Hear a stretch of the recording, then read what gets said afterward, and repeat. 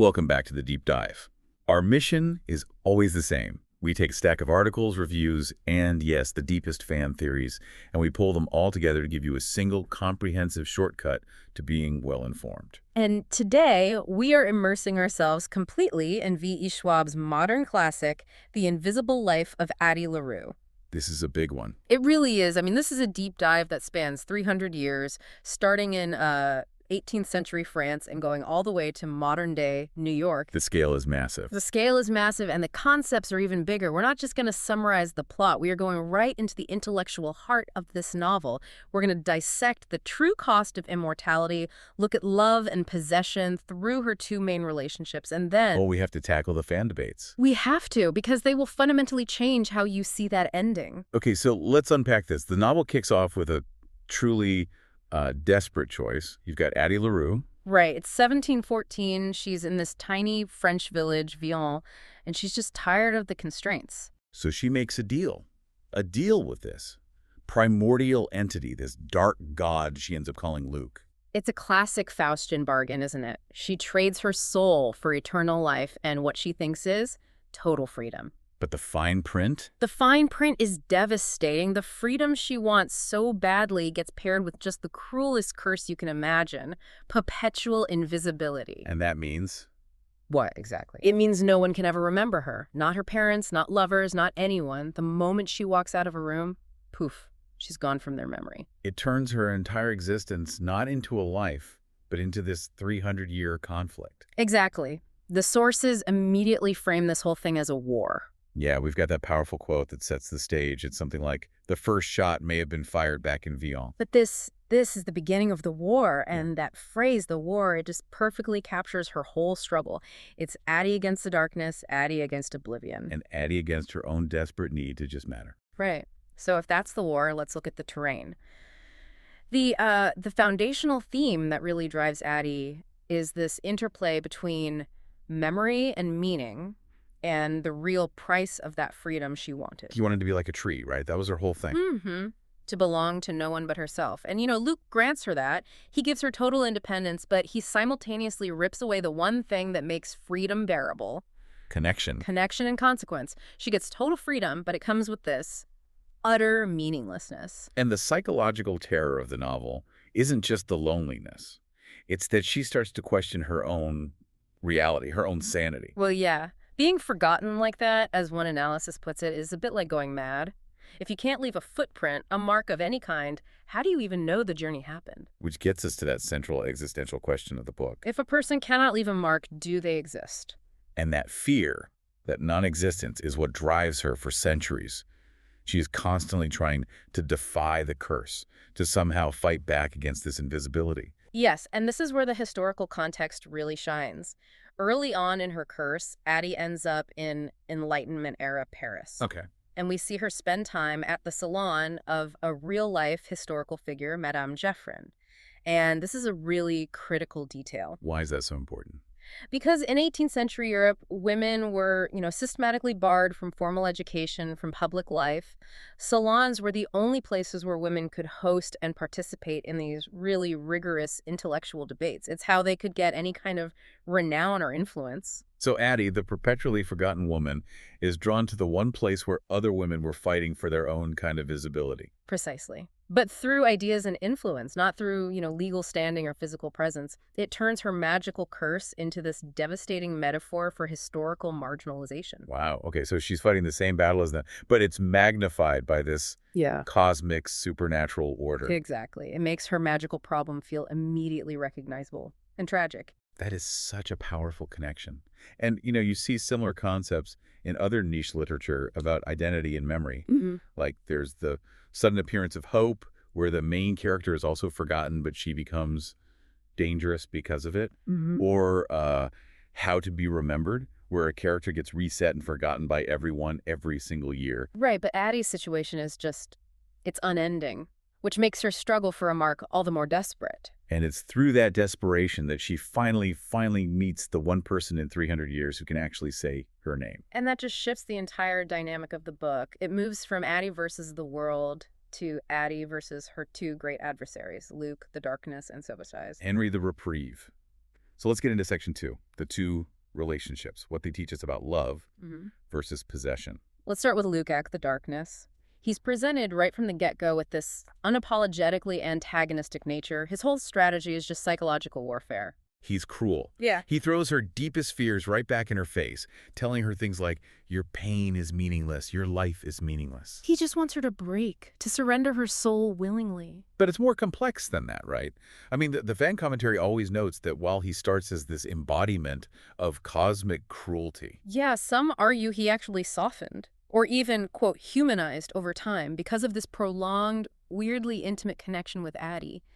He stops being just the devil and starts becoming a character who can actually learn something. he does. And the foil to that millennial-old manipulation is Henry Strauss. The bookseller in New York who suddenly, miraculously, just remembers her name. He's the crack in the curse. He's a breeze of fresh air. A temporary armistice in her war. Yeah. She sees her connection with him as this incredible gift, this profound relief from 300 years of solitude. But, and I find this fascinating, Addie herself questions it. She admits she doesn't know if what she feels for Henry was love or simply a reprieve. Is he necessary for survival, or is he something she genuinely chose? That ambiguity is crucial because it leads directly into the philosophical battleground that defines her whole dynamic with Luke. They are constantly arguing about what love actually is. Luke's definition is just deeply cynical. He argues love is hungry, love is selfish. He basically equates the entire emotion with possession. Yeah, he challenges her, right. He says something like, are they so different? I have seen what humans do to things they love. For him, it's all just another form of ownership or control. But Addie completely rejects that. Her counterargument is that real love needs selflessness, and more than anything, it needs choice. And she gets that moral compass from Henry's sister, Bea. Oh, that line is unforgettable. Bea tells Henry, you can't make people love you, Hen. If it's not a choice, it isn't real. And that is the philosophical linchpin of the whole novel. It is. Addie uses that exact principle to critique Luke. She argues he's incapable of love precisely because you cannot understand what it is to care for someone else more than yourself. For Luke to truly love her, he'd have to accept the possibility of her choice and her absence. So if he can't understand choice, then what does that mean for their final deal? That moral divide changes the whole power dynamic. It does, and it leads us right into the climax, which is why the fan debates about the ending are just so volcanic. Okay, let's go there. Section 3, the ambiguity of the ending.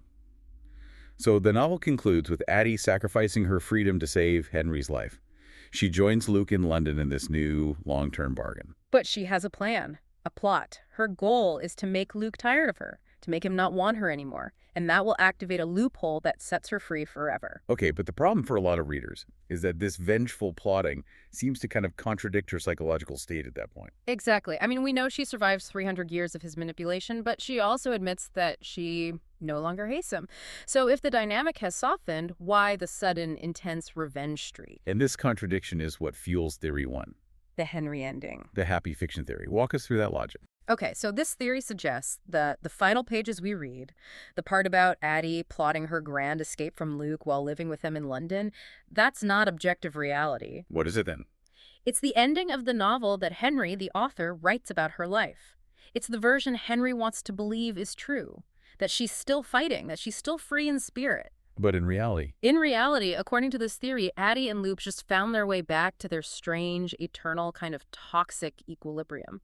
that's compelling. It completely recontextualizes the narration as a story about a story. It does, and Theory 2 kind of leans into that equilibrium, suggesting the whole point is the never-ending game. Okay. The idea here is that after 300 years, Addie and Luke are these two souls, not human but not ghosts, who are just destined to be in conflict forever. They subconsciously enjoy the verbal battle, the constant sparring. So Luke gives her the loophole on purpose. Yes, because he knows she'll exploit it, which makes their entire eternity this constant, dramatic game of tag, of cat and mouse. Which resonates with the idea that 300 years of dealing with darkness, it changes you. Addie is not the naive girl from Vion anymore. Not at all. She realizes she's no longer human and is actually just as capable of manipulation and strategic darkness as Luke is. They've become mirrors of each other. Constantly testing each other's moral boundaries. And that shared capacity for darkness, that's what takes us to the truly mind-bending wild cun theory, the one that generated so much fan discourse. The idea that Henry Strauss was actually Luke in disguise the whole time? Mm-hmm. Wait, what, so Luke created a human proxy. What's the evidence for that level of cosmic gaslighting? Well, the theory goes that Addie's attempts to outwit the curse were becoming a little too successful, so Luke had to intervene. He fulfilled her needs in a controlled way that would eventually bring her back into his orbit. Okay, but the proof. The proof that readers cite is fascinating. Like, the book notes that Luke has perfect dance moves and he's a gifted musician. Qualities that Addie explicitly taught Henry. Exactly. The similarities, the perfect timing, the fact that Henry was the only one who could remember her. It all starts to look a little suspicious in retrospect. So the one great, loving human connection she finds might have just been the greatest cosmic manipulation of all time. It suggests Luke was basically testing out human vulnerability on himself. He was studying her needs. It connects back to her teaching him how messy humans are. If Luke used Henry as an avatar, maybe he unintentionally absorbed some of that messiness himself. Which would prepare him for that final, seemingly soft-hearted bargain he makes at the end. It totally redefines the love versus possession debate. But whether Henry was real or not, Addie does find another way to circumvent her curse. Right, which brings us to section 4, leaving a mark through art and ideas. This is her ultimate victory. She can't live a memory, but she can leave an influence, a residual spark of her existence that artists and creators pick up on over the centuries. Luke even recognizes this, doesn't he? He knows that ideas are so much wilder than memories, so much faster to take root. Because an idea, a fleeting image, a melody inspired by a brief interaction with Addie, it doesn't rely on linear memory. It relies on inspiration. So she spends centuries just subtly inspiring painters, writers, composers. Making sure that little pieces of her, the shape of her silhouette, her unique freckle pattern, the way she sits, show up in their work. Her entire life becomes focused on planting these tiny, unremembered seeds of influence. And the triumph is so profound because it's not physical, it's conceptual. And she affirms that despite all the sorrow, the unimaginable pain of 300 years, her life was always worth it. And you see the power of that influence in her ultimate victory, right? The moment she finally sees herself reflected in an artist's drawing. Yes, a physical manifestation of an idea that finally cracked the curse and proved her own existence to herself. Her journey really forces you to grapple with these massive philosophical questions like, is survival enough? Or is a life unremembered actually a meaningless life? I think Addie's story ultimately proves that influence, the transmission of ideas, can be way more potent and lasting than just physical presence or, conventional memory. It's a gorgeous concept. Yeah. And one that's moving to the screen. The Invisible Life of Addie LaRue is in development as a feature movie. Right. Studio One acquired the rights, and Gerard Butler's production company, G-Base, is producing. And this is huge for the community who loves the nuance of the novel. The author herself, V.E. Schwab, is writing the final script. That level of authorial control gives fans a lot of hope that the book's complexity, and crucially, its ambiguity, will be preserved on screen. So as you reflect on Addie's deep dive, her time, her relationships, her war, and the power of her influence, we want to leave you with one final provocative thought. One that builds on the ambiguity of that final deal in London. Go on. Think back to that fan interpretation we talked about. The one where Luke, this ancient god of darkness, is just far too clever and ancient to have missed the colossal loophole in Addie's final bargain. The one that lets her go free if he no longer wants her. Exactly. So what if his act of knowingly accepting those terms, which inherently allows for the possibility of loss, what if that was his truest, most self-sacrificing act of love? Wow. By giving her the power to leave, the ultimate choice he always mocked, he finally embraced the very human concept of love he spent 300 years denying. Something to mull over as you wonder whether Addie's war is truly over.